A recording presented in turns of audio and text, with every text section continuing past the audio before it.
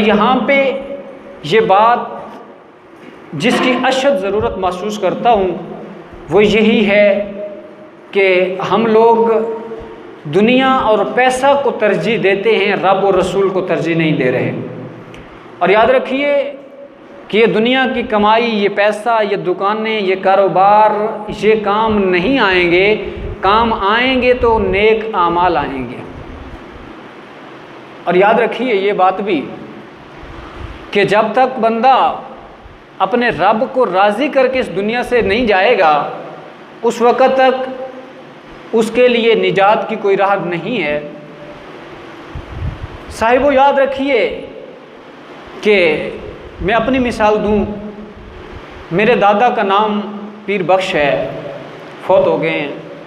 मैं अच्छी तरह से समझता हूं कि वो कैसे रहते थे, कैसे चलते थे, कैसे उठते थे, कैसे बैठते थे, और मुझे नाम भी पता है। मगर उनको फौत हुए 3 से 4 साल हुए, उनकी शक्ल मुझे भूल गई है कि कैसी उनकी शक्ल थी।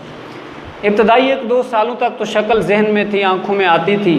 जब सोचते थे तो महसूस होता था कि उनकी शक्ल ऐसी थी। मगर 3-4 साल गुजरने के बाद हमें शक्ल भूल गई है। आप भी अपने किसी ऐसे बुज़ुर्ग को याद करें जो 3-4 साल पहले आपसे जुदा हुआ हो, आपने कसीर उम्र उसके साथ गुजारी हो, मगर उसके आपसे बिछड़ने के 3-4 साल बीत गए हों, तो क्या आपको उनकी शक्ल याद है? नहीं याद होगी शक्ल। आहिस्ता आहिस्ता यहाँ से गुज़र जाने के बाद बेटों को भी शक्ल भूल जाती है, भाइयों को भी शक्ल भूल जाती है। जब बंदा फौत होता है तो उस वक़्त औलाद भी बड़ा रो रही होती है। जवान फौत हो जाए तो माँ बाप बड़े रो रहे होते हैं, बड़ी उन्हें तकलीफ़ हो रही होती है। मगर आहिस्ता आहिस्ता आहिस्ता आहिस्ता वो रोना भी कम हो जाता है, वो दुख भी कम हो जाता है, वो जज्बात भी कम हो जाते हैं। और एक वक्त ऐसा आता है कि कब्र के निशान भी भुला दिए जाते हैं। आप अपनी पुश्त में देखें, ऊपर जाके 3-4 पुश्तों पहले आपको क्या अपने परदादे लकड़दादे की कब्र याद है या नहीं है? अगर याद नहीं है तो यही बात सोचो कि जो कुछ कमा के हम औलाद के लिए छोड़ते हैं वो तो कब्र के निशान भी भूल जाते हैं। फिर हलाल व हराम इकट्ठा करके कोठियाँ, कारें, बंगले, दुकानें बनाने का क्या मकसद जब नमाज ही पढ़ने की तौफीक नहीं होती? जो माल कमाते हुए, जो दुकानदारी तुम्हें नमाज की तरफ भी नहीं जाने देती, तो बताओ ज़रा मर जाने के बाद ये तुम्हारे किस काम आएगी?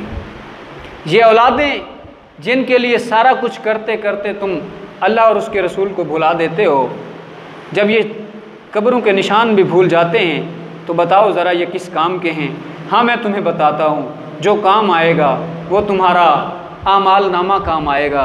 जो तुमने नमाज़ें पढ़ी होगी ये काम आएंगी, जो अल्लाह की राह में सदका किया होगा वो काम आएगा, जो दीन की राह में खर्च किया होगा वो काम आएगा, जो औलाद को रब और रसूल का दीन पढ़ाने में आपने खर्च किया होगा वो काम आएगा।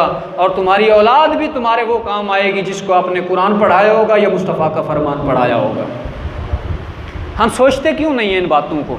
इन बातों की तरफ हमारी तवज्जो क्यों नहीं जाती है?